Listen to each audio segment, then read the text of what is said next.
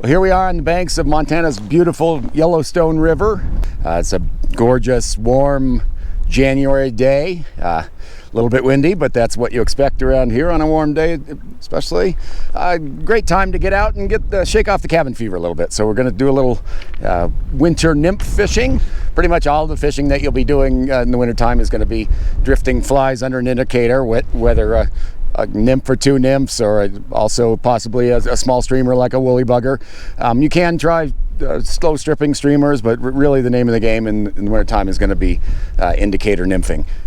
Fish in this time of year, the water's cold, so they're being cold-blooded, their metabolism slowed down, they're not eating as much, they're not moving as much, and not expending as much energy, so they're going to kind of sit in slower water than you might find them in the summertime. You're looking for fairly deep water that's moving maybe about the speed of a slow walk. You want to get those flies right down the bottom. The fish tend to hang out down low during this time of year. Hopefully you'll hit a fish right in the nose, because with the colder water they're not going to move as far to grab a morsel.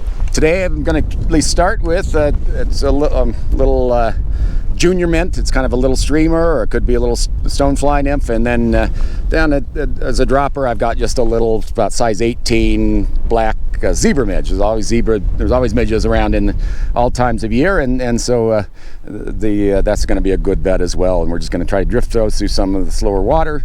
I know that from experience that there is a nice deep trench that kind of starts up here and goes down along all the way down.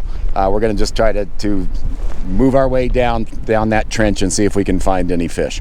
One thing to also remember about winter fishing is that the fish tend to be pretty congregated in that slower, deeper water. So if you do catch a trout, don't move on too quickly. Go ahead and run those flies through that same spot a few times to make sure that you don't have any buddies waiting to chow on your nymphs.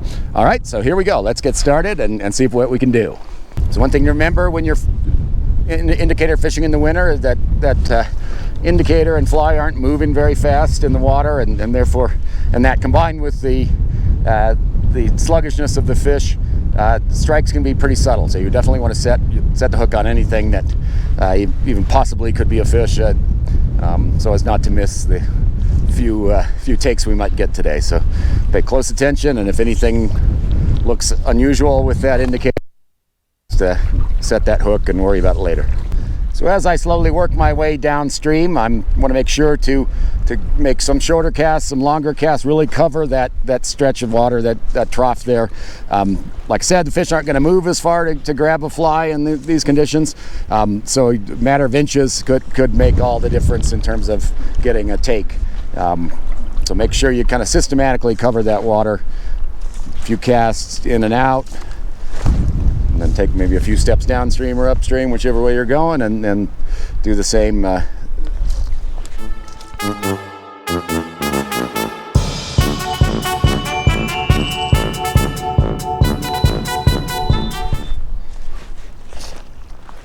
there's a fish. Big old whitefish. But that's something. Tug is the drug. You catch a fair number of whitefish in the winter. They're sitting on the bottom with the trout, eating those nymphs. This guy is a nice sized whitefish.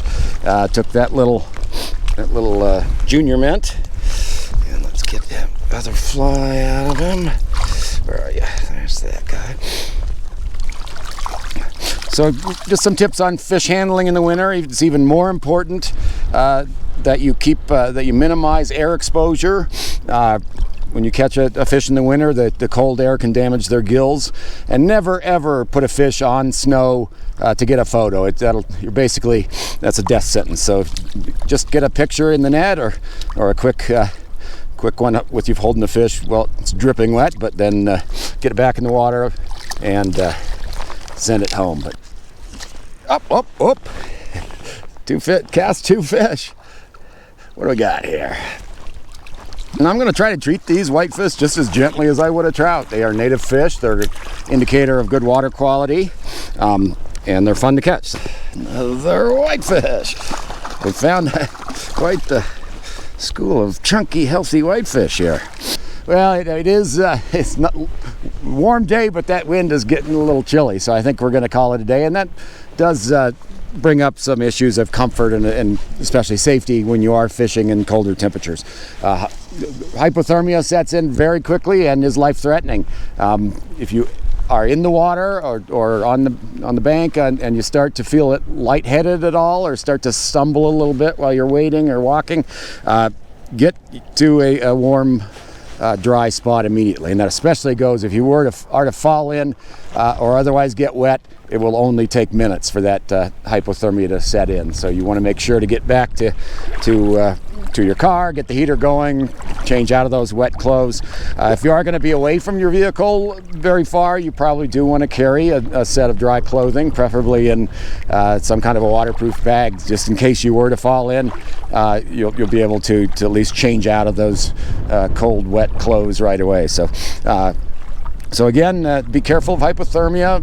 Alcohol, it may make you feel warmer, but it actually hastens the onset of hypothermia. So be judicious about drinking. Wait until you get somewhere where it's nice and warm and dry.